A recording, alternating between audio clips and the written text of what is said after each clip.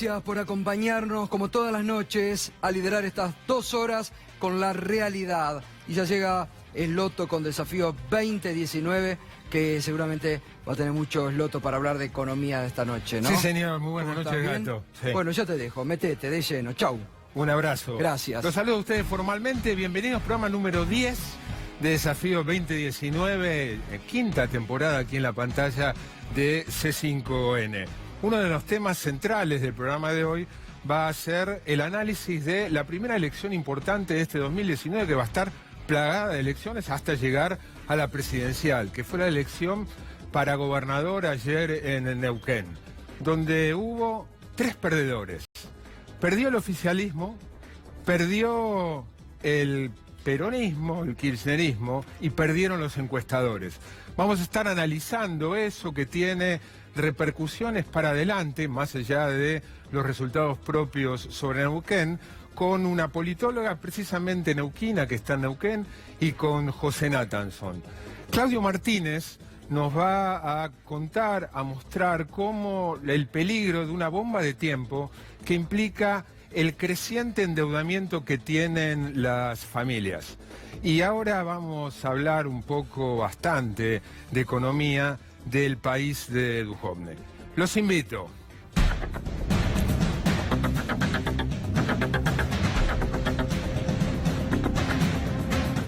El Ministerio de Hacienda, a través de Nicolás Duhovne, ha difundido en las últimas horas una serie de datos con la clara intención de infundir optimismo, demostrar que la economía ya tocó piso, que lo que viene va a ser mejor. Aquí seleccioné los más importantes datos positivos que Duhovne difundió a través de lo que ellos dan en llamar el semáforo. Semáforo, ¿por qué? Porque los datos positivos los muestran verde, los datos negativos los muestran rojo. Estos son los datos positivos de Duhovne. Son todos datos ciertos, datos indiscutibles, datos oficiales del INDEC. Primero los muestro y después vamos a objetarlos, a analizarlos, a relativizarlos. El país de Duhovne. Recaudación de seguridad social. En febrero subió 3,2%. Esto puede dar una idea. La recaudación social está en base a lo que se paga de aportes. Da una idea de que el empleo podría haber crecido, la masa salarial podría haber crecido. Dato de estimador de actividad económica en diciembre. Un aumento del 0,7%. Patentamiento de autos, esto es venta de autos 0 kilómetro, en febrero 6,3% de aumento. Importaciones de Brasil en febrero, aumento de 4,3%. Se supone que si un país importa más es porque está produciendo más o consumiendo más, alguna de las dos cosas. Índices de producción industrial de enero, último dato oficial, 4,6 positivo. Producción de autos, en enero positivo 8,9. Producción en febrero también positivo, 6,4. Actividad de la construcción en enero con un crecimiento del 24,4, imponente. Molienda de soja, un dato clave para la economía argentina en enero, un crecimiento leve, pero crecimiento al fin de 1,7. Y por último, escrituras en la provincia de Buenos Aires, un aumento en enero de 1,1. Uno ve este panorama y dice, tienen razón. La economía tocó piso, hay un montón de indicadores que están mostrando una recuperación. Ahora, estos números son tramposos. Tramposos son por 2 motivos. En primer lugar, porque ¿qué son estos números? Estos números te están mostrando para cada uno de los indicadores la evolución respecto del mes anterior. Así, por ejemplo, la recaudación de seguridad social de febrero aumentó 3,2 respecto a enero. Así, por ejemplo, el patentamiento de autos en febrero aumentó 6,3 respecto al mes anterior, a enero. Que es una manera válida de mostrar qué es lo que está pasando. Comparar lo que está pasando en un mes con el anterior, pero no es la única. No es la única porque de un mes a otro es poco tiempo, porque hay cuestiones de estacionalidad que son más o menos corregidas.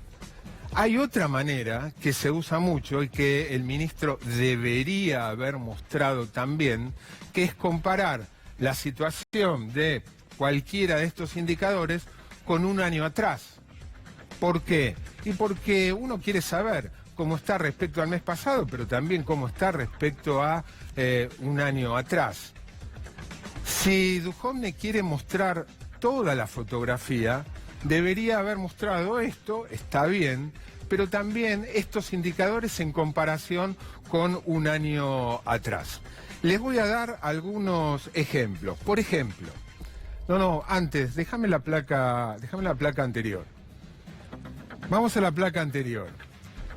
El estimador de la actividad económica es un dato muy importante, pues es un dato global de qué es lo que pasa con la actividad económica. Si uno compara diciembre contra noviembre, el crecimiento es 0,7. Ahora, si uno compara diciembre contra diciembre del 2017, este es diciembre de 2018, la caída es del 7%. Y si uno compara qué pasó en todo 2018, el acumulado, la caída es del 2,8. Y eso también es verdad. Tan, o si se quiere, más representativo que esto que mostró Duhovne. Mostrar la mitad de algo es, si se quiere, falsear la realidad, es, tal vez no exagero si digo, incurrir en una mentira, mostrar la mitad de una verdad. Lo mismo con otros indicadores. Patentamiento de autos. Acá en febrero crecimiento de 6,3 respecto de enero. Ahora, ¿qué pasó con la venta de 0 kilómetros en enero respecto de un año atrás? Cayó 32,3. Las dos cosas son ciertas. En febrero mejoró respecto a enero, pero sigue siendo muchísimo más bajo que hace un año. Otro indicador muy importante, índice de producción industrial, te está mostrando qué pasa en la industria. En enero efectivamente creció respecto de diciembre, pero cuando uno compara con un año atrás se encuentra con una caída de casi el 11%, después de 9 meses consecutivos de caída. El gobierno te puede decir, bueno, esto que de un mes a otro está empezando a crecer puede ser un indicio de que la economía ya tocó piso y a partir de ahora poco a poco está recuperando. Ahora está recuperando de niveles muy bajos. Otro dato de los que aquí aparecen como muy positivo, producción de autos en febrero, aumento de 6,4. Ahora, comparado con un año atrás, la caída es de 16,4. Son dos fotografías totalmente distintas. Mostrarlo así solamente da la pauta de que la economía está mejorando. Ahora, si uno ve las dos maneras de reflejar la realidad, la situación, el balance, la conclusión es distinto. Por último, y como ejemplo, actividad de la construcción, este impactante 24,4% de enero, es respecto del mes anterior, respecto de diciembre. Ahora, si uno compara la actividad de la construcción de enero de 2019 con enero de 2018, la caída es de 15,7.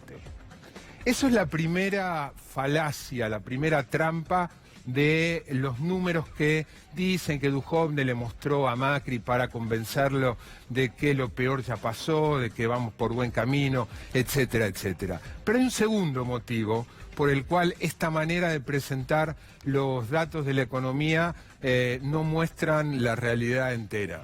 Y es que omite, en los datos que difundió, omite variables claves. Variables tan o más importantes que las que están acá. Ahora sí vamos a la siguiente placa para ver las variables que Duhovne no mostró. No mostró en lo que difundió. Dato de inflación de enero, dato fundamental, 2,9. Y estamos y esto es el dato del INDEC, 2,9 cuando Macri había dicho que la inflación iba a ser más baja, 2,6, resultó que fue más alta aún que diciembre. Y se está esperando con mucha expectativa, valga la redundancia, y con no demasiado optimismo, el dato oficial de marzo, que rondaría el 3,5%. Hoy se conocieron mediciones privadas. mediciones de, en este caso, es la Central de Trabajadores Argentinos. La inflación de los trabajadores toma en cuenta no la misma canasta del INDEC, sino una canasta más apropiada al consumo típico de un laburante. ¿Y qué arrojó para febrero? Que la inflación de la canasta de los trabajadores fue del 4%. Es decir, subimos de 2,9 a 4. La inflación está profundizándose. Y en los últimos 12 meses ya acumula 51,6%.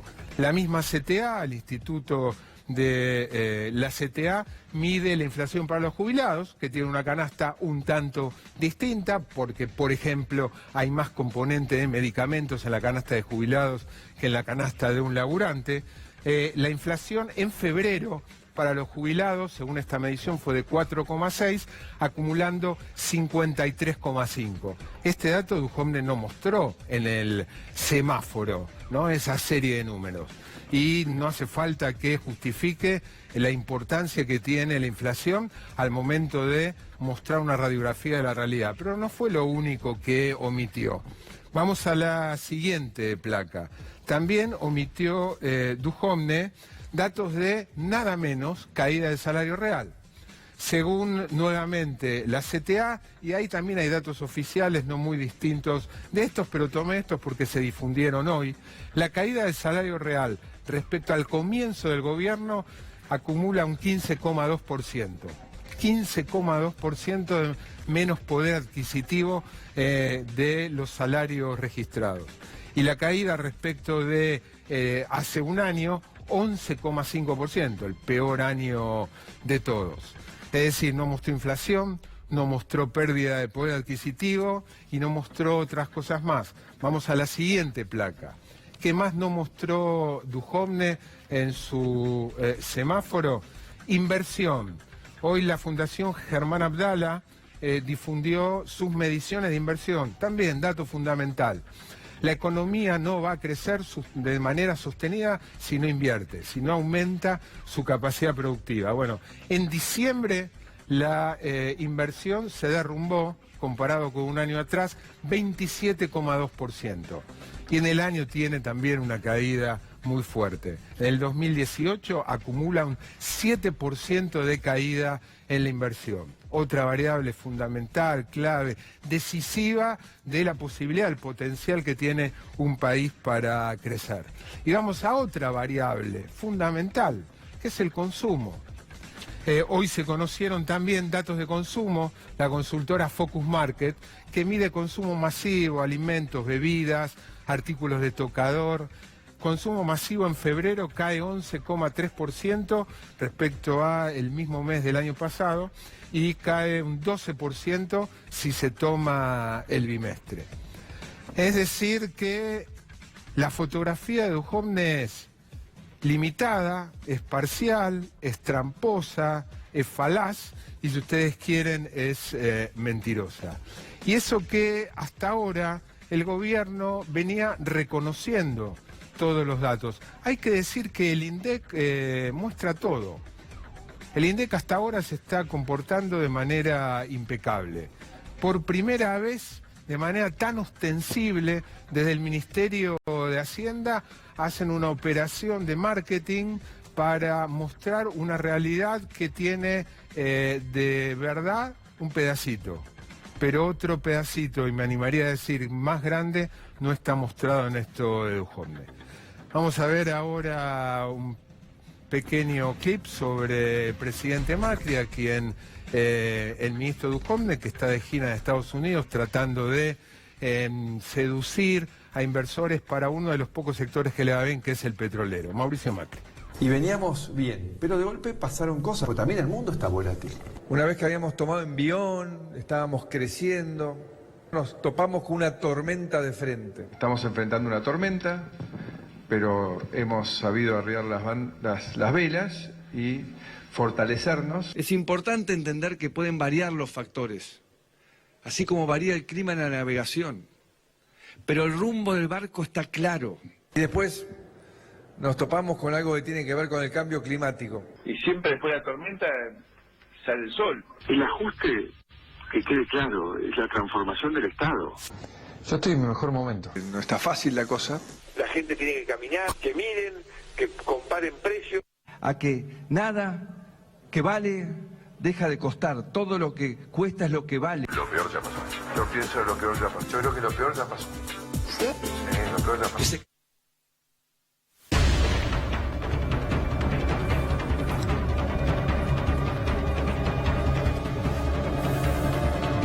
Antes de ir con Claudio Martínez y la bomba de tiempo de deuda familiar, les cuento que hoy también tenemos la mirada poderosa, la mirada de los cronistas del colectivo La Poderosa sobre qué pasa con la infraestructura escolar ahora en días en que están comenzando las clases. Y van a ver en qué situación están muchas de las escuelas de la provincia de Buenos Aires. Ahora sí, bomba de tiempo, Claudio Martínez, muy buenas noches. Buenas noches, tic-tac, tic-tac, Así hace. tic-tac, una bomba de tiempo.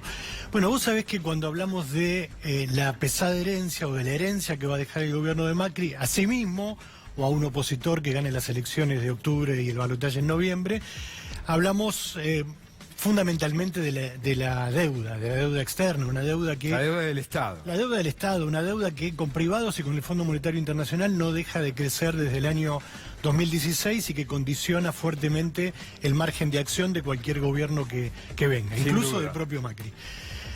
El otro día leía un dato que publicó la gente del CEPA con datos del INDEC y decía que la deuda per cápita de los argentinos desde 2016, o sea, desde que gobierna Cambiemos, hasta ahora creció un 420%. Per cápita. Per cápita. Lo que debemos cada uno de nosotros, eso es lo que creció en estos 3 años. Pero vamos a hablar de una deuda que no tiene demasiado que ver con eso, no es tan iluminada, no es tan trascendente. Quiero mostrarte primero algo que está pasando con el sistema financiero y que publicó ayer nuestro colega y amigo Alfredo Zayat en Página 12. El aumento de la morosidad en el último año. Los créditos a personas pasaron, es decir, la morosidad, lo que se deja de pagar, de 2,9% al 4% en un año. Esto que comparabas vos recién en un anual, bueno. Y los créditos a las empresas de 1% a 2,4%. O sea, más que se duplicó la morosidad de las empresas y aumentó casi un 30% la morosidad de las personas. Sí, y fíjate en la próxima placa. No alcanza, es fácil, ¿no? La explicación, no alcanza el dinero a fin de mes, dejas de pagar, empezás a acumular deudas, ya sean tarjeta, crédito personal o incluso crédito hipotecario. Fíjate, nos metemos dentro de las empresas y vemos de acuerdo a determinados sectores. En la construcción, la morosidad pasó en un año del 1,9 al 5,9. En comercio de 0,8 a 2,8. Y en la industria de 0,9 a 2,9. Estos son datos del sistema financiero, o sea, datos Los que... oficiales del Banco Central. Del Banco Central, exactamente. Pero bueno, decíamos que esto es lo que más o menos se conoce, los números, los índices, los datos duros que los periodistas de un modo u otro manejamos y que iluminamos, ponemos en el centro de la escena. Pero hay otra deuda que tiene que ver con la deuda de las familias y en particular con la deuda de las familias más humildes. Digamos, de aquellos sectores que no están...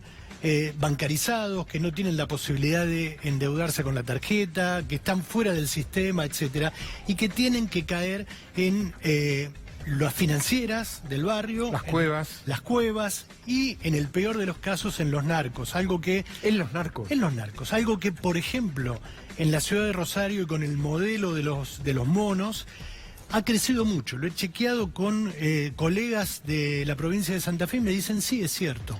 Los monos, o sea, las organizaciones narcos poderosas, fidelizan dentro de los sectores populares a través de préstamos. O sea, el modelo de Pablo Escobar que hacía acción social con la guita de los narcos en Colombia a fines No del siglo conocía pasado. esa beta. Sí. Sí, acción social, pero no conocía la beta de, tenerte más o menos condicionado con préstamos. Exactamente, Mirá sí. vos. Fíjate que la gente para qué se endeuda, no es que se endeuda ni para comprar electrodomésticos, para un auto, para la casa, para refaccionar la casa. Se endeuda en particular para pagar las tarifas, para tener algo en la heladera, llegar con la heladera más o menos provista O sea, a para fin de llegar a mes. fin de mes. Y en estos días, por ejemplo, para la canasta escolar, que tuvo un crecimiento enorme. Hay un muy buen informe en el diario La Nación de hace algunas semanas de la colega Sofía Terrile que dice que en un año aumentó el 45% la gente que toma deudas en el sistema financiero, digamos informal, en las cuevas, en las financieras para pagar tarifas. O sea, es que todo esto para mí permanecía, digamos, es algo que no, de lo cual no se habla, porque son sectores que están como fuera del gran sistema financiero. Y además porque es muy difícil obtener los datos. No, el Banco no hay Central, datos. el Banco Central te suministra todos los datos del sistema formal. Claro, sobre esto no hay datos, esta es la verdad. Y a mí me lo iluminó el tema, una entrevista que le hicieron acá al diputado Daniel Arroyo.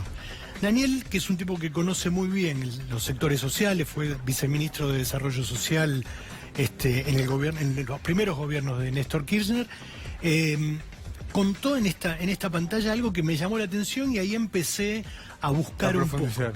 Te invito, le pedí que por favor nos diera un testimonio para contextualizar qué es lo que está pasando y esto es lo que nos cuenta el diputado Daniel Arroyo.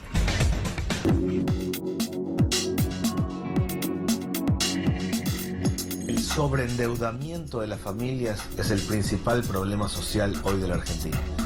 Como subieron mucho los costos fijos, como hay que pagar un montón de luz, gas, agua, alimentos, transporte, combustible, como a la gente no le alcanza la plata, se endeuda. Primero paga el mínimo con tarjeta y patea para adelante, 130% de interés anual. Después va a la financiera de la esquina, 180% de interés anual, saca 10.000 pesos de una persona y devuelve 29.000. Después va al financista del barrio y después al que vende droga, que tiene billetes y termina dando crédito.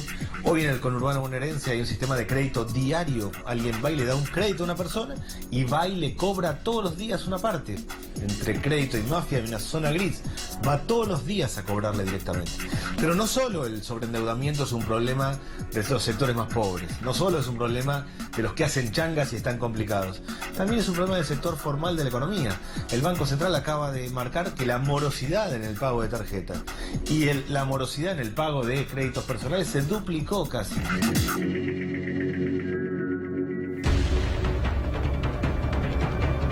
El diputado Arroyo presentó un proyecto de ley en la Cámara de Diputados para que el Estado se haga cargo de esto, que subsidie créditos para estos sectores que están fuera del sistema bancario, y no es ninguna locura, no es una fortuna lo que está planteando, pero él está poniendo... No me llamaría la atención que en un año electoral algo hagan desde el ANSES, como hicieron en el 2017.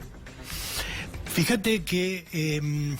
Cuando Daniel me contó esto, yo empecé a buscar, bueno, sabés que vivo en Quilmes, y dije, bueno, voy a salir a ver, porque él habla del conurbano, habla de las zonas populares. Ahí hay algunas imágenes que muestran una recorrida que hice yo, grabando, como van a ver por la calidad, con mi propio teléfono y viendo un poco qué es lo que pasa y dónde están ubicadas estas financieras que tienen como un negocio servido.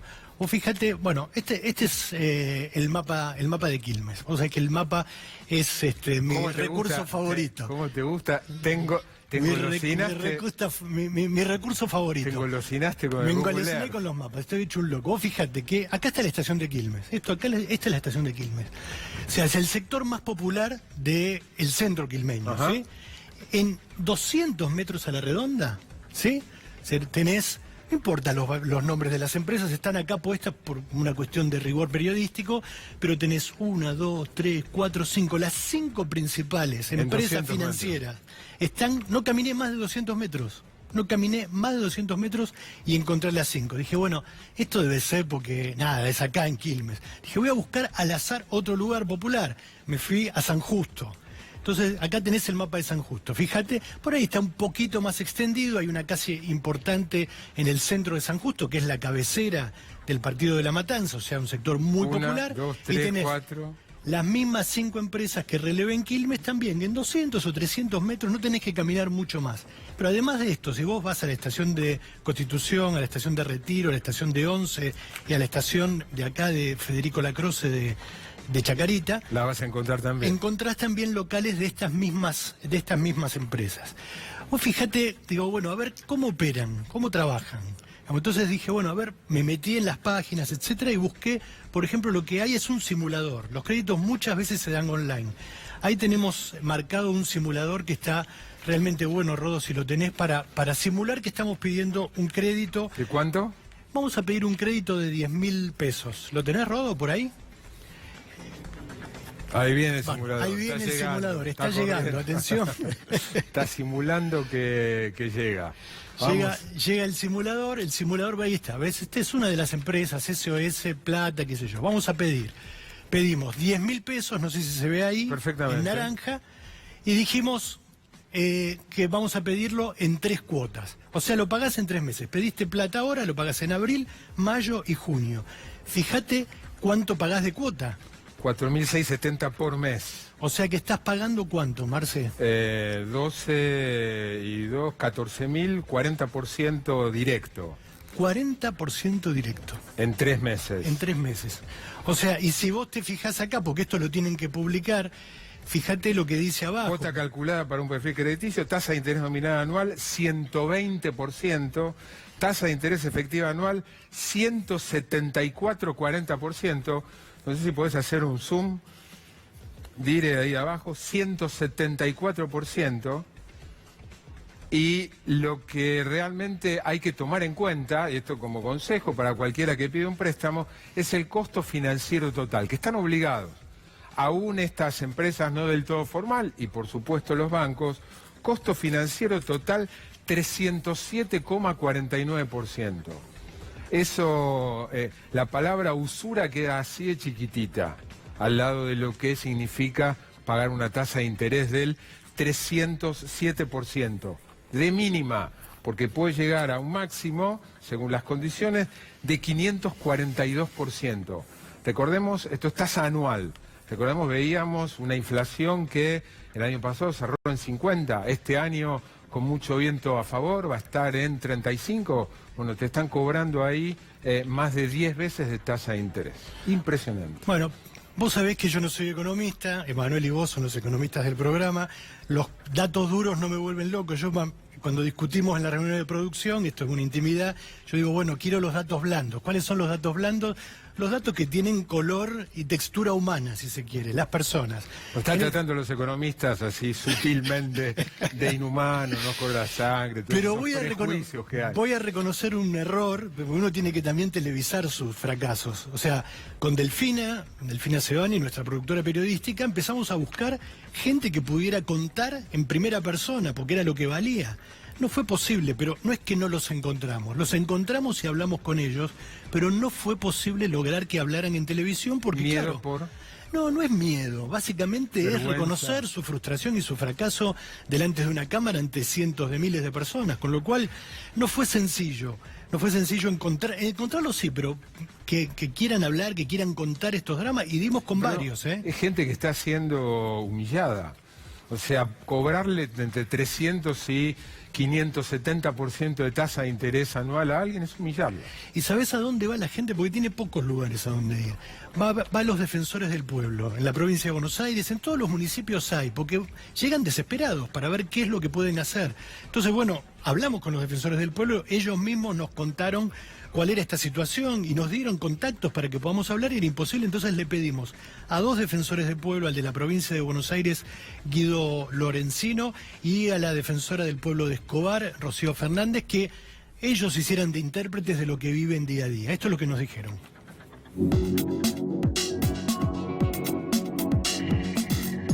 En todas las defensorías del pueblo municipales se observa un incremento sustancial en las solicitudes de intervención por parte de nuestros vecinos ante la imposibilidad manifiesta de afrontar el pago de los servicios públicos esenciales. En muchos casos, el haber tomado deudas impagables para poder afrontar esos servicios. La verdad que esto ha crecido de manera exponencial. Los vecinos muchas veces se encuentran ante la disyuntiva de pagar una tarifa de un servicio público o acceder a alimentos, a medicamentos o a útiles escolares. La cantidad de gente, jubilados, maestros, policías, estudiantes, comerciantes, que están tomando deuda muchas veces en el circuito ilegal o en financieras con tasas usurarias para poder pagar algo tan básico y tan esencial como es la luz, el gas y el agua. La situación económica los lleva indefectiblemente a recurrir a entidades financieras en las que estamos verificando tasas de interés realmente usurarias. Hace 3 años y medio todos emprendíamos más o menos o destinábamos un porcentaje de entre el 5 y el 8% al pago de los servicios de nuestros ingresos en general. Tenemos familias que tienen que imputar más del 20, 30, 40 y hasta el 50% de sus ingresos familiares para atender solamente al pago de la tarifa de luz, de gas y de agua.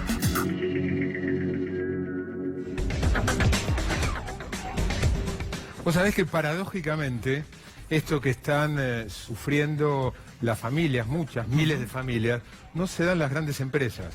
Una de las, entre comillas, ventajas de la situación actual es que las empresas, en particular las grandes, en las pymes la situación no es tan lineal, están muy poco endeudadas.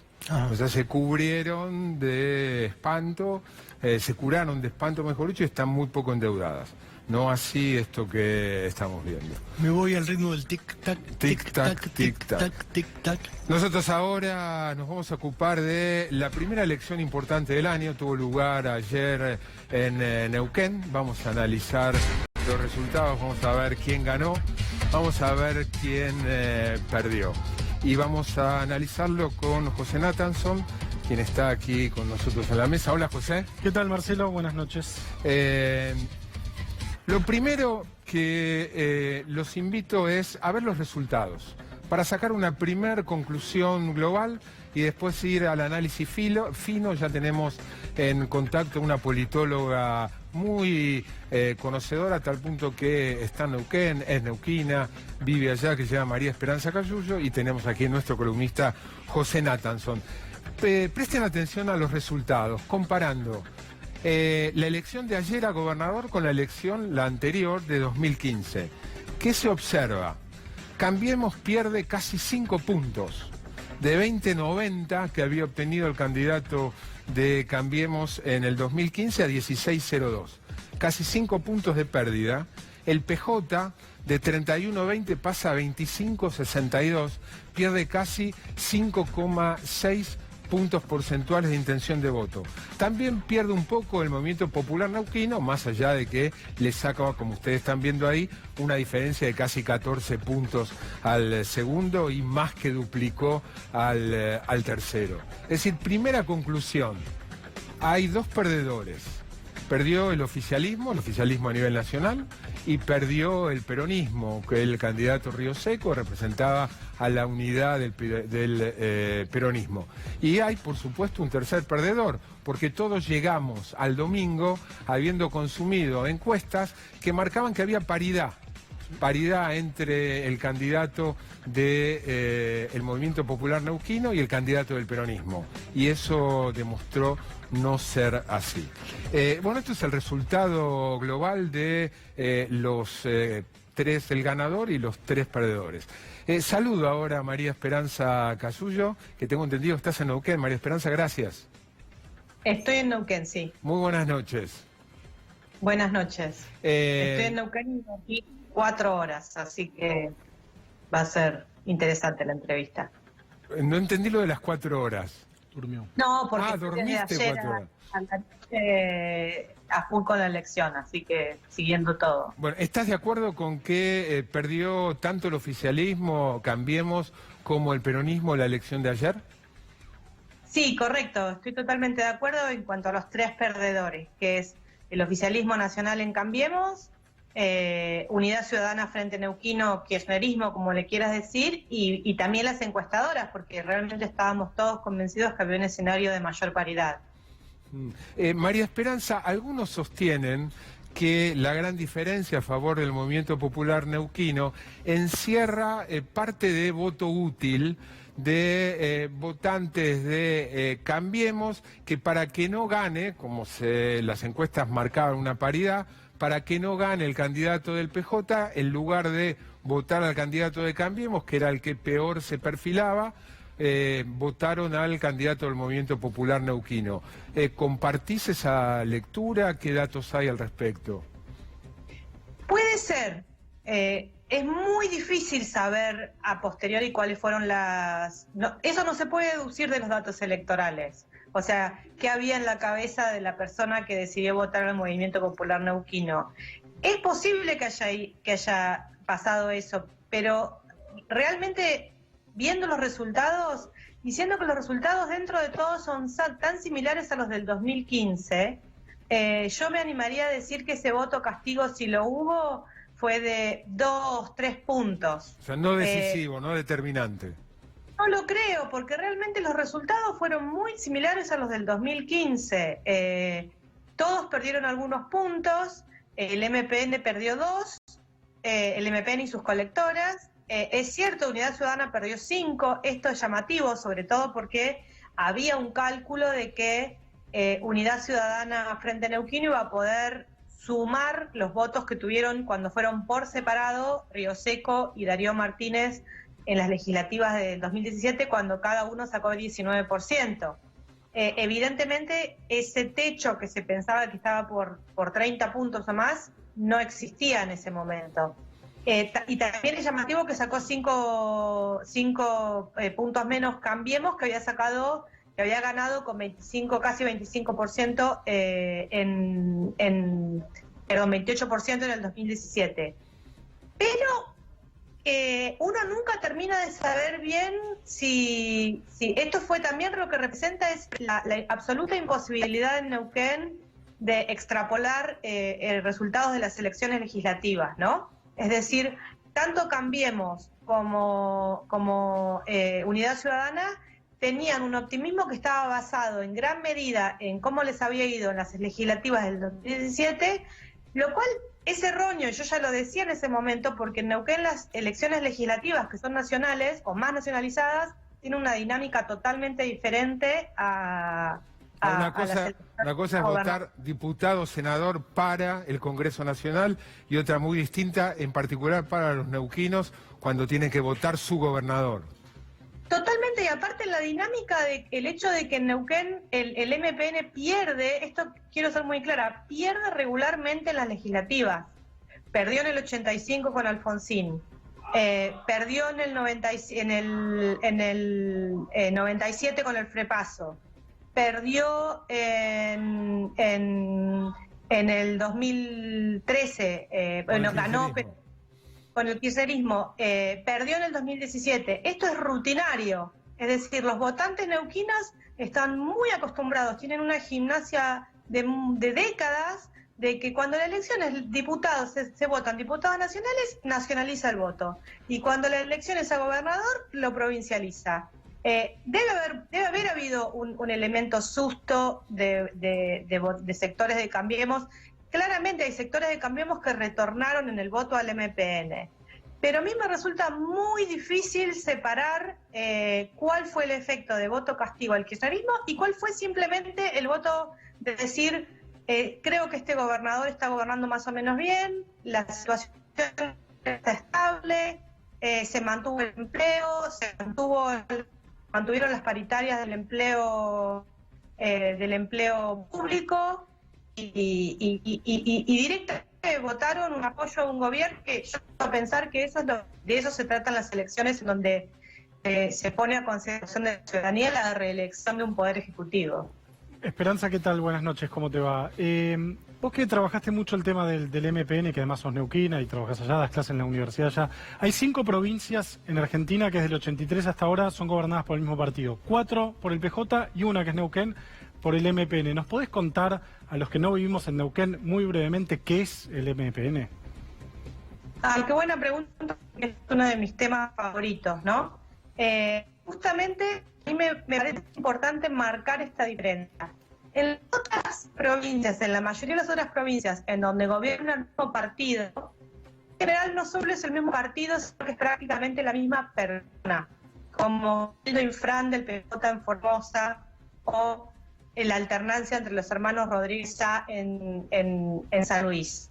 En Neuquén no es la misma dinámica. En Neuquén quien gobierna es un partido, que no es, digamos, identificable o subsumible con un liderazgo personal. El MPN, de hecho, ya ha transitado por 3 liderazgos fuertes. El de Felipe Zapac primero, el de Jorge Sovich después y el de Jorge Zapac. Pero el partido tiene una vida interna, tiene una vida institucional que realmente en un cierto sentido es superior al de cualquier otro partido de Argentina, inclusive partidos nacionales. Desde el año 91 el MPN elige todos sus candidatos a cargos ejecutivos y legislativos en elecciones internas, abiertas y competitivas. De hecho, 2 meses antes de esta elección a gobernador hubo una interna muy grande en la cual se enfrentaron el actual gobernador y electo y el vicegobernador en ejercicio hoy, Rolando Figueroa. O sea que fue una interna muy competitiva, en donde Figueroa llegaba también con buenos resultados en las encuestas a la elección. Es un partido muy vivo. Votó el 30% del padrón en la interna del MPN. Es decir, en un cierto sentido, la elección más importante de la provincia es la interna del MPN para el gobernador. Tanto o más que la general. Y esto genera una dinámica que es diferente a la dinámica que vemos en Formosa o la dinámica que vemos en San Luis. María Esperanza, te agradecemos mucho y bueno, anda a dormir y recuperate. Esto es lo último, ahora me voy a dormir. Gracias, un beso grande. María Esperanza Casullo desde Neuquén, una gran politóloga. Y ahora tenemos nosotros a nuestro gran politólogo, análisis del señor José Natanson. Bueno.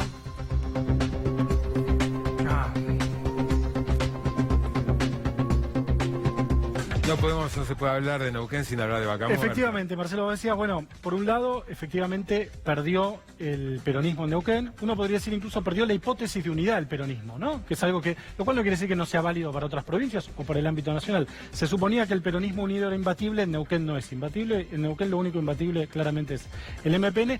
Perdió Cambiemos, muy claramente, pero Cambiemos tenía un second best, que era efectivamente el gobernador actual del MPN. ¿Por qué? Porque lo que se jugaba en Neuquén no era solo la gobernación, sino también el futuro de Vaca Muerta. Y el gobierno nacional tenía algún temor de que ganara, creo un temor desde mi punto de vista infundado, de que ganara el candidato peronista. Que Río Seco, un candidato de Cutralcó, una ciudad muy petrolera, y que además en su momento había tenido declaraciones que podían poner nerviosos, inquietos a inversores. Algunos, efectivamente. Ahora, ¿por qué fue en algún sentido un alivio para el gobierno que haya ganado el MPN? Bueno, Vaca Muerta es una de las grandes apuestas económicas del macrismo. Vamos a ver un gráfico que muestra qué significa Vaca Muerta, que es la segunda reserva no convencional de gas del mundo y la cuarta de petróleo. Es decir, hay mucho petróleo y mucho gas enterrado dentro de esas rocas a 2.000, 3.000 kilómetros bajo tierra en Vaca Muerta. Esto que estamos viendo, Marcelo, es la producción nacional de petróleo. Fíjate cómo va declinando la línea roja de Argentina. La línea azul es la producción de petróleo en Neuquén y cómo a partir del 2017, cuando empieza a explotarse el shale en Vaca Muerta, se empieza a recuperar la línea azul, mientras que la línea roja sigue estancada o declinando. Y más en gas aún. Y más en gas. Vamos a ver 2 placas más donde muestran también cómo el boom de Vaca Muerta, que es un boom que en Argentina está muy claro, pero que también está presente en otras geografías del mundo. Estados Unidos recuperó su autoabastecimiento energético después de 50 años, gracias al gas enterrado en la roca, al gas shale. No convencional. Al gas no convencional. Fíjate la producción de petróleo de 1990 al 2018, cómo va cayendo el convencional, marcado en azul, y cómo la línea roja, la montaña roja, digamos, permite restabilizar la producción de petróleo en Argentina a partir de los recursos no convencionales de Vaca Muerta. Veamos ahora el gas que vos marcabas, que es efectivamente todavía más notable. Mirá, ahí tenés en azul el convencional, en verde y en rojo los 2 recursos no convencionales, las 2 formas no convencionales de extraer gas en Vaca Muerta. Agrega mucho gas. Bueno, lo dijimos al comienzo, ¿no? Sí. No por nada está el secretario de Energía, Lopetegui, el que era segundo de Marcos Peña hasta el cambio ministerial, y Duhovne en Houston en estos momentos, tratando de convocar, de seducir a más inversores aún para invertir. Y hablan de cifras seguramente algo infladas, pero están hablando de 30.000 millones de dólares. Sí, porque una característica, estuve leyendo un poco sobre el shale, una característica, vos para explotar un recurso convencional, dicho muy berretamente, haces un agujero en el piso, empieza a salir petróleo con más o menos profundidad. Esto tenés que estar todo el tiempo explorando, corrigiendo, porque el petróleo está enterrado en medio de la roca. Entonces, adentro de la roca. Entonces tenés que estar todo el tiempo explorando, viendo para un lado para el otro. Por eso también implica una instalación de capacidad técnica diferente al recurso convencional. Esto de que, bueno, el petróleo es un recurso no renovable, por supuesto es no renovable. Ahora, la implicancia tecnológica de ingenieros, profesionales, etcétera, vinculados a un yacimiento no convencional, es muy diferente a un yacimiento convencional. Por eso, lo dicen todos los neuquinos, lo ha dicho el gobernador 20.000 veces, en Neuquén se están instalando 23 familias por día Neuquén es un polo de atracción migratorio, debe ser el más alto de la Argentina en este momento. Sin duda, el crecimiento demográfico. El más alto de este momento en Argentina. Yo fui varias veces el año pasado a Neuquén y uno respira un poco de aire saudita. Un hotel 4 estrellas en Neuquén cuesta el doble que en Capital Federal. Pero realmente el doble. Y una pizza lo mismo. Entonces ahí hay algo que se está produciendo. Bueno, además tienen sueldos comparados al promedio nacional que duplican o triplican. Muy alto, muy alto. Siempre la industria petrolera, pero en este caso todavía más. Uno o dos comentarios finales. Me gustaría subrayar que hay una cierta continuidad, no vamos a decir política de Estado porque por ahí es una expresión un poco exagerada, pero una cierta continuidad en cómo se está explotando Vaca Muerta, que es algo que no nació con el macrismo, sino que nació con el kirchnerismo, básicamente a partir de la estatización de YPF y sobre todo a partir de que se anunció la primera gran inversión en Vaca Muerta de Chevron, ¿te acordás? Con YPF. 1.214 millones de dólares. Con YPF, de la cual se cumplen hoy 5 años. Muchos de los que lo objetaban en ese momento hoy les parece fenómena aquella inversión, que decían que no estaban bien los papeles y demás, pero bueno, a partir de ahí se produjeron otras inversiones, vino Petronas después durante el kirchnerismo, y están prácticamente todas las operadoras grandes del mundo trabajando en Vaca Muerta, sobre todo Techin, que tiene a través de Petróleo una inversión fenomenal, debe ser la más grande de la Argentina en este momento, 3.000 millones de dólares, una cosa por el estilo. Entonces, hay una cierta continuidad en el sentido de decir que, de saber o de tener conciencia de que se necesita tal cantidad de dólares para explotar y poner en valor Vaca Muerta que no alcanza con los recursos del Estado Nacional. Y por último, el macrismo, vos lo decías bien, tiene muy poco que mostrar en términos materiales. ¿Qué va a mostrar el macrismo en la campaña? ¿Las low cost? ¿Algo del campo? Vaca Muerta seguramente es una de las pocas cosas que va a poder mostrar el macrismo en la campaña. Gracias, José. Nos vamos ahora a una breve tanda y cuando volvamos el nuevo segmento que inauguramos el lunes pasado, La Mirada Poderosa. Cronistas de la agrupación Villera La Poderosa hoy nos van a mostrar el estado de la infraestructura escolar en la provincia de Buenos Aires, después de una brevísima tanda.